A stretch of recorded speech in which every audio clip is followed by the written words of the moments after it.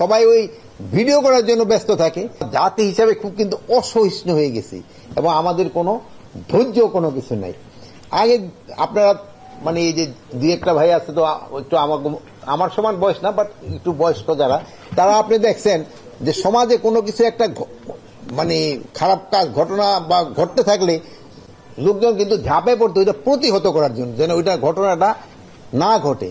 কিন্তু আজকাল কিন্তু এই জিনিসটা খুব কমে গেছে। সবাই ওই ভিডিও করার জন্য ব্যস্ত থাকে, বাট সে যদি ওই ভিডিও বা ওই মোবাইলটা যদি তার দিকে ছুঁড়েও মারে, ওইটাও কিন্তু একটা বড় ধরনের ইম্প্যাক্ট হয়। কিন্তু আমাদের দেশে কিন্তু এই জিনিসটা কিন্তু কমে যাচ্ছে। এটা কিন্তু একটা কোনো কিছু ঘটনা ঘটলে আমাকে ধর্মেও আছে, কিন্তু এটা একটা ইমানি দায়িত্ব আপনি কিন্তু এটা প্রতিহত করা।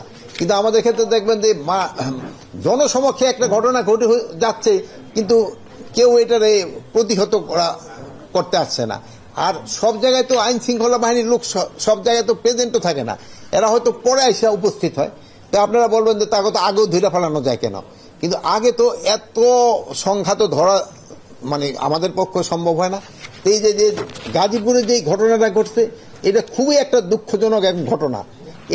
এই ধরনের ঘটনা ঘটুক মানে এই আমাদের এই সমাজে কেউ এটা চিন্তাও করতে পারে না, বাট ঘটনাটা ঘটে গেছে। এই ঘটনায় যারা জড়িত তাদের আমরা হয়তো ম্যাক্সিমামে আইনের আওতায় নিয়ে আসছি, বাট যে জীবনটা চলে গেল তার তো আর কম্পেনসেশন দেওয়া যাচ্ছে না, তার তো হচ্ছে না। এই জন্য যদি আমরা সবাই একটু সচেতন হই এবং যদি আমাদের একটুখানি ধৈর্য হয় এবং একটু অসহিষ্ণু না হই, এটা কিন্তু একটু কমে।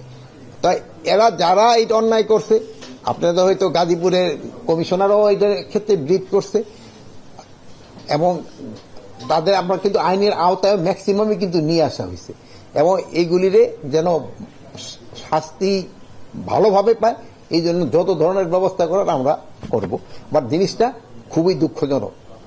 আর একটা পাবলিক চার্টার একটা আইনও আছে কিন্তু, যেখানে কিন্তু জনগণেরও কিন্তু এটা প্রতিকার করার কথা।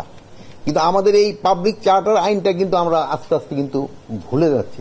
এই জন্য আপনারা তো ভালো কাজ করে যাচ্ছেন, তা আপনারা যদি একটু জনগণকে এই ব্যাপারে একটু সচেতন করেন, এইটা দেওয়া।